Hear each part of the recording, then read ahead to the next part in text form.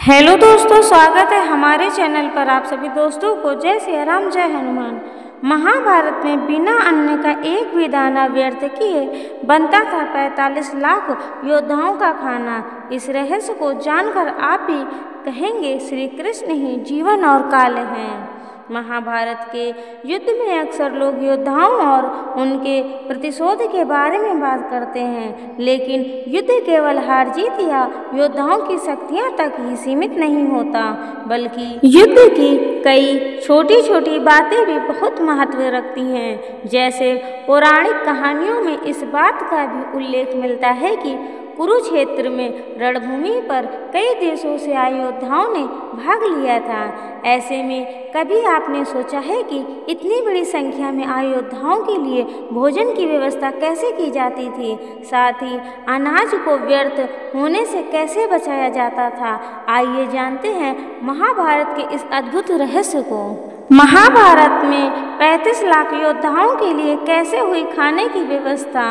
जब महाभारत में कुरुक्षेत्र की रणभूमि को युद्ध के लिए चुना गया था तो श्री कृष्ण सहित कौरव और पांडवों को अंदाजा हो गया था कि इस युद्ध में लाखों की संख्या में योद्धा भाग लेने वाले हैं। ऐसे में अपनी दूरदर्शिता के लिए प्रसिद्ध भगवान श्री कृष्ण ने कई छोटी छोटी बातों से योद्धाओं को अवगत कराया।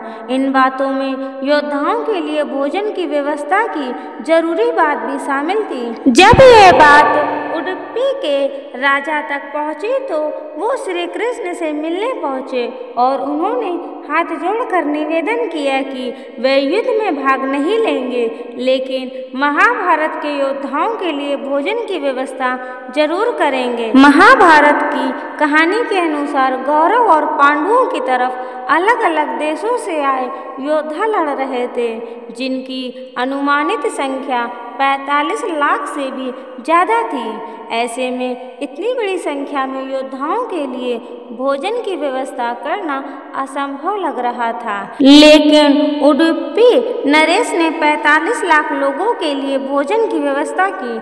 महाभारत की कहानी के अनुसार 45 लाख योद्धाओं के लिए हर दिन भोजन की व्यवस्था उडुपी के राजा किया करते थे।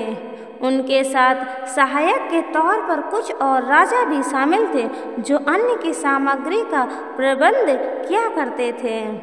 कुरुक्षेत्र की रणभूमि पर रोजाना हजारों योद्धाओं की मौत हो जाती थी।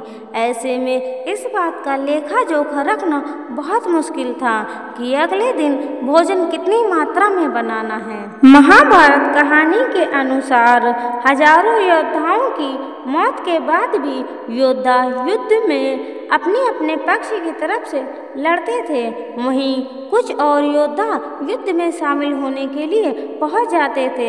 ऐसे में भोजन का लेखा जोखा तैयार करना बहुत मुश्किल हो जाता था, लेकिन उडुपी के राजा ने इस समस्या का एक ऐसा रास्ता तलाशा था जिसमें सही मात्रा में भोजन बनना आसान हो जाता था। उडुपी के राजा ने एक ऐसा तरीका ढूंढ निकाला था जिसमें कि भोजन को बर्बाद होने से रोका जा सकता था।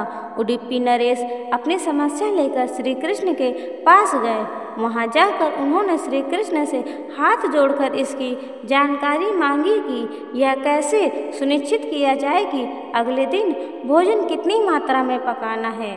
श्री कृष्ण उडुपी नरेश की बात सुनकर मुस्कुराए और उन्होंने मूंगफली खानी शुरू कर दी। उडुपी नरेश समझ गए कि श्री कृष्ण की इस मुस्कान का जरूर कोई अर्थ है। उडुपी के राजा इस बात को समझ चुके थे कि श्री कृष्ण की मुस्कान और मूंगफली खाने का क्या अर्थ है।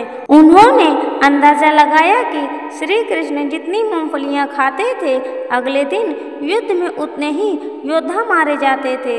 इसका अर्थ यह है कि श्री कृष्ण स्वयं काल का रूप लेकर उन योद्धाओं को निगल लेते थे।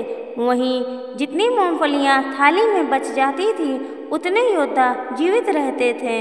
महाभारत में यह घटना किसी आश्चर्य से कम नहीं है कि उडुपी के राजा श्री कृष्ण के मूंगफली खाने की घटना से कैसे कुरुक्षेत्र के योद्धाओं की मौत का आंकड़ा निकाल लिया करते थे। इस वजह से 18 दिनों तक चले इस युद्ध में एक दिन भी न खाना बर्बाद हुआ और न ही किसी योद्धा को खाने की कमी पड़ा।